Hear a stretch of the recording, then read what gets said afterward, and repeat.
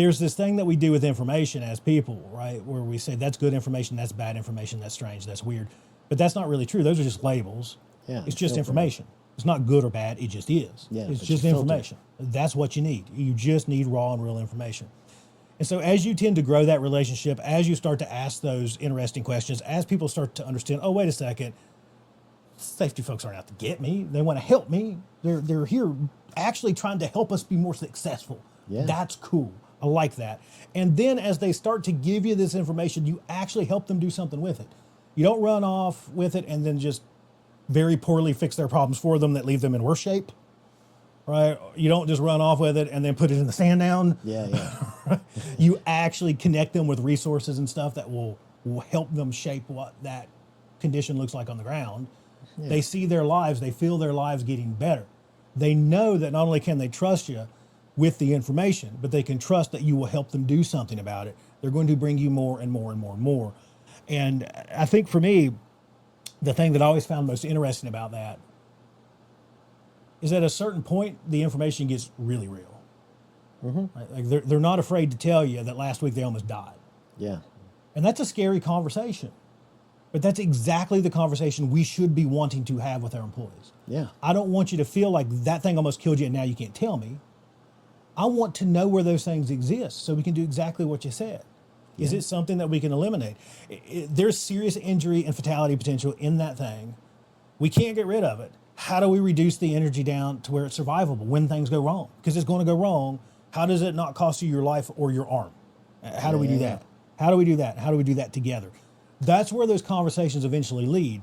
But if we stop at the surface of, you're wearing gloves, right? Yep, always. We never quite get there, right? We never quite get there. We've got to outgrow this idea that we're enforcers and understand that we're actually enablers. We want to enable people to be successful. Yeah. And if our processes, our procedures, our rules, our approaches are slowing them down, making their lives miserable, and making it really hard for them to actually get their work done efficiently, and then on top of that, we haven't created an environment where they can share with us their frustration around those things. Yeah. What are we doing? Right. There's a lot going on because you're dealing with humans. So when you get those confrontations, you're going to get releases of cortisol. And when cortisol gets released, it gets to fight or flight. And then you become safety cop. Safety cop is going to trigger that behavior and trigger that mindset. So you got your trigger thought behavior. And if that cortisol gets released, that fight or flight, you're going to be, it's going to do like a nice little neuro connection that says safety equals fear, safety equals fear, safety equals fear. Of course, yeah. So you're going to have to work hard to get them truly liking you enough and knowing that you're good to release the oxytocin that says safety equals team, safety equals team. And look, like they don't even have to like you. Right. Trust you. How's that? Yeah. If hey, you like me is a byproduct, I'll take it. No, yeah. But what I want you to know is that you can trust me. I'm here to support you. Yeah. I'm here to learn from you and improve things with you. That's a big shift from I'm here to quote the rules and do those to you. Yeah, that is a big shift, right? That's a massive shift because exactly what you said. You land in this space of fight, flight, fawn, right? Where you're just like, you can't help it, right? We've been conditioned to kind of get those butterflies as soon as we see somebody in brand new work boots and a polished shirt coming out in the field. Yeah, we're like, I know they don't do this for a living. What are they going to do to me? And the pink hat that you give them, so you can shame them even more. What are they going to do to me now? Not again. They just changed everything last week. What are you going to do to me this week? It's terrible, right? And when we start talking about things like accountability and things like that, a real major problem with that, that type of relationship, a parent-child relationship is what that is, right? When we have those type of relationships, or when we get into this thing where we're misappropriating disciplinary action, right? We're not digging beneath the surface to understand how that rule bend or well-intended violation, which those exist, that mistake, that error, we're not understanding how all that stuff made sense and all the context that led to that probably being the best decision you could make in that moment. And then so we discipline somebody for something that if it's an error, something that they didn't intend to do in the first place, hoping that it stops them from doing it again, which is wacky, right? That doesn't work. When we're doing all that stuff, what I do when I walk away from those interactions now is I am now a victim.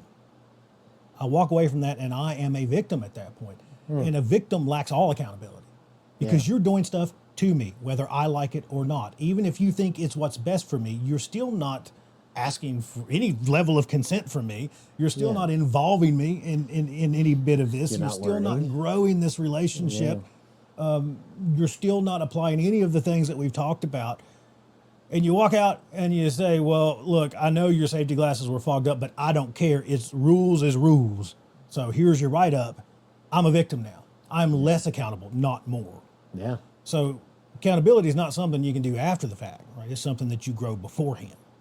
So the relationship, the curiosity, understanding how things make sense, involving people, empowering people, putting their hand on that wheel, as we've chatted about just a little bit, involving them in learning, not only learning from them, but learning with them, and not only improving us building things as safety pros, but putting them at the table. Help me build it. You're the one's got to live with it. Yeah. Help me build it. Excuse me. That gets them invested too. All those big questions that we tend to try to answer later, that sound like accountability and ownership. If you involve right out of the gate, some of those questions start to take care of themselves, because it's really hard for me to not have ownership of something if I was sitting at the table and built it with you. Yeah. That's hard. Now, if you said, hey, I come up with this brand new safety manual and now you get to follow it, Yeah. I have very little, if any, ownership of that. And then when I thumb through it and it's ridiculous, I have even less ownership of it, because then I know when that thing sinks, I want nothing to do with it. Yeah. And then I'm going to say, ha ha, I told you so. You made me the victim. Yeah, that's right. Right. So, And your safety, like I had one client where one of the first things I do when I'm taking on new clients is look through their written programs and stuff and see if, work Imagine is work is performed. And I remember once seeing their rally point for emergency action plan is saying, we're going to rally around the big oak tree. And I was like, all right, is someone get written up if they don't know which oak tree? Yeah. Is it one of those things where now in an emergency, they're looking for a tree that was diseased and it was mulched? It's gone. It's the stump. We all know it's a stump now. We all know it's the stump the old now, oak don't stump. we? Yeah. That kind of just the programs itself, they're made in such a way that some people, they don't even see that in their safety manuals it's a template, and they'll say put the title here, organization here, and it's in brackets, and no one ever took the time to put their company name on that. And then when the workers see it and they need to follow this to the letter of the law, and the workers are seeing this incomplete junk, they know that it's not going to work, and no one asked them about it. They're going to be set up for a fall. Of course. And then we go, my God, how could you be so stupid not to follow that? Right? It's ridiculous, right? I told you to follow I told you to read it and follow it. You signed off that you know. You signed the mandatory acknowledgement at the beginning of it, so I know. I even have your social security number. That's right. Right? Yeah, it's that stuff. Plans, policies, rules, procedures. I think that's great stuff. Programs, all the stuff that we think about that goes into a really well-functioning safety management system. Handy dandy, good stuff. But plans, rules, policies, and procedures, if you want those to work really, really well within your organization, build them with the people that have to use them. Yeah. I mean, from a safety person's perspective, and having been the person, as probably anyone out there that's done this for more than about 5 seconds, I have been the person that has got the action that says within 24 hours you are going to write 14,000 procedures, and you're going to do it by yourself with no support. We get that stuff all the time. That happens to us, where we have to find a free conference room. My God, hopefully there's one. And then we lock ourselves in there until we spit out whatever we need to spit out, because the organization is demanding that we spit out this new procedure on tying shoelaces. Isn't that what ChatGPT is for? Something nowadays it's probably a lot easier. That's what Chat's for. Yeah. But even from just a basic, like, what's in it for me perspective. Well, number one, like, people are going to make the rules much easier to follow. Yeah. Because they're going to be based on operational reality. all those kind of big questions that we're talking about before tend to get baked in if you're involving folks in that. Right? There's ownership there because I helped you write it. Yeah. You didn't do this to me. We did this together. Right? That's pretty handy. But then just overcoming what we just said, I can't think of any safety pro out there. If you've written a procedure and you've not had several moments of going, my God, I don't know what I should put here. And then you're like down the Google rabbit hole of like, okay, that sounds good to me, right? Yeah. Either you've not done this long enough or you probably need to rewind and go, maybe I don't know as much as I think that I know. All right, that's probably, if you think that you know, you probably don't, right? That is correct. It helps us overcome that part. Right? There's this thing that it actually makes our job easier because I don't have to come up with all the answers. Because first off, I don't have all the answers. And I don't know all this stuff. I can tell you how it fits in here and how this works here and regulatory this and what this means there and what this typically looks like and what I've seen over there. And I can give you safety brain. But it's hard for me to give you how this works in the real world brain because I don't have to take that procedure and then still go make widgets with it. Yeah. But the person that has to take that procedure and then go make widgets or make electricity or drive that truck or move all that stuff from this side of the warehouse to that side of the warehouse by tomorrow, they know how to navigate that. And so if we build their voice into it right from the beginning, a lot of the stuff that we find, maybe on the earlier part of our conversation, why in the world are you not following the rule?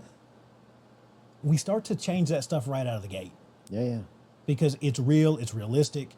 General rule of thumb, does it make life easier or harder? Typically, if I have to live with it, I'm going to try to make it easy to be successful.